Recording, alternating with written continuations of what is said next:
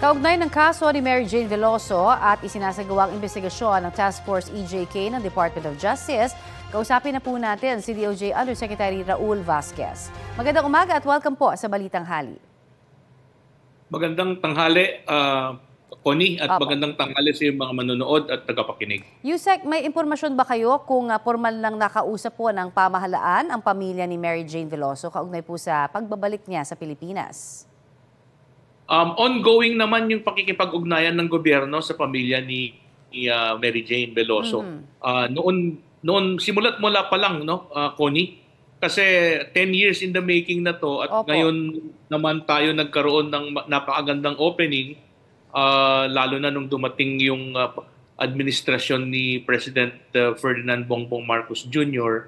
Na naging maganda na nga yung mga developments.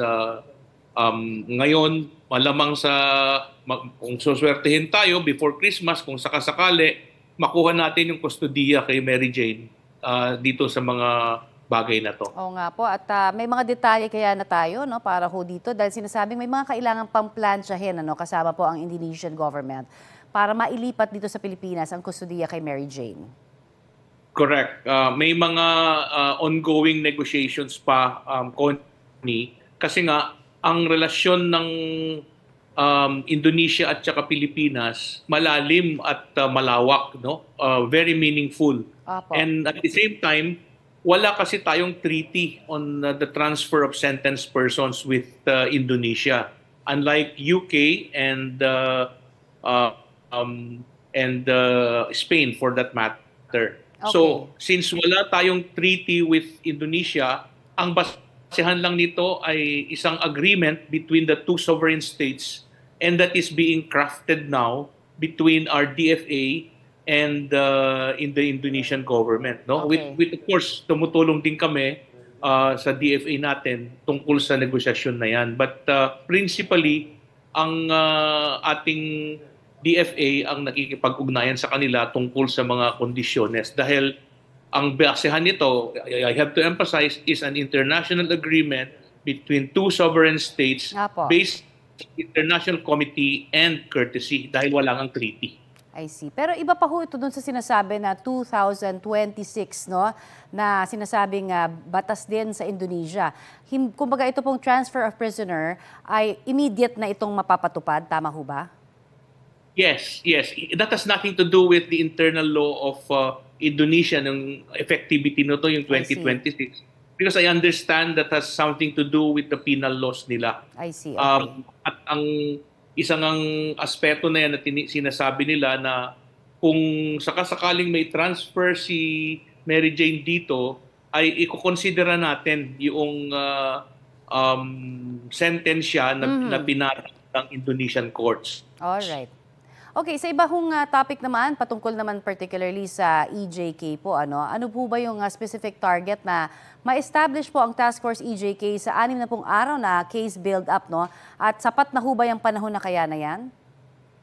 Actually, we have to clarify na yung 60 days na yan, Connie, ay hindi naman siya taning na kailangan tapusin lahat-lahat. Kasi sa dami ng mga issues tungkol sa EJK, numero na lang, no? Hindi nga natin mapagtanto kung ilan talaga ang EJK. May nagsasabing 6,000, may nagsasabing 3,000. Depende kung sinong kausap mo. PNP yan, PDEA yan, NBI yan, etc. DOJ yan. Kasi may record din kami base sa National Prosecution Service yung mga pending cases. But at the same time, kailangan nating ma-address yung big elephant in the room, so to speak, Connie. Malaman na natin na finally, with all clarity, kung ilan talaga ang EJK. At ito naman ay binigyan ng 60 days ng ating Secretary, Boying Remulla, ang task force para magbigay ng periodic report. Pero ongoing na yan ng kanilang investigasyon, coordination, as well as case build-up para makapagsampa later on kung merong ebidensya na sapat dito sa ating National Prosecution Service. Okay. Go ahead, sir.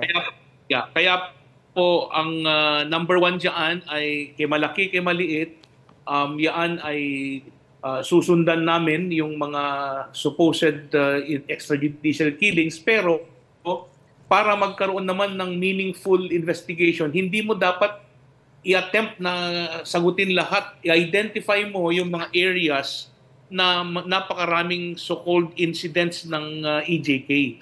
So, meron nang ginagawa sila na listahan para kung saan sila mag-focus para mag-issue ng subpoena. And then itong pag-issue ng subpoena na to, kasama ang NBI kasi yung NBI ho ang naatasang law enforcement assistance. Opo. So in other words, sasalain ninyo kung ano yung pinaka sa tingin po ng ating pamahalaan na magiging pinakamalakas na mga kaso. Correct. Alright. Ano po ang posibleng implikasyon sa ginagawang investigasyon ng International Criminal Court kung sakaling formal na nga hong simulan yung paglilitis kay dating Pangulong Duterte dito sa Pilipinas? Actually, wala namang maging problema dyan, no? Kasi yung basihan ng ICC ay naisabatas na natin yung International Humanitarian Law. Opo.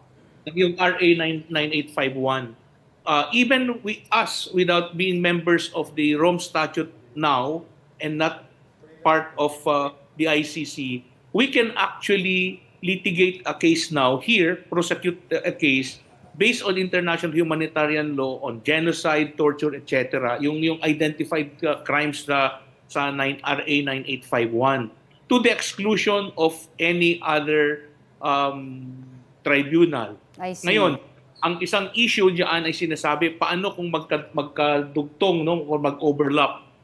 Hindi ho mahirap na ayusin yan. At diyan na siguro pwedeng makipag-ugnayan para lang hindi ho magkaroon ng pagsanga-sanga or mag-overlap yung kaso kung sakasakali.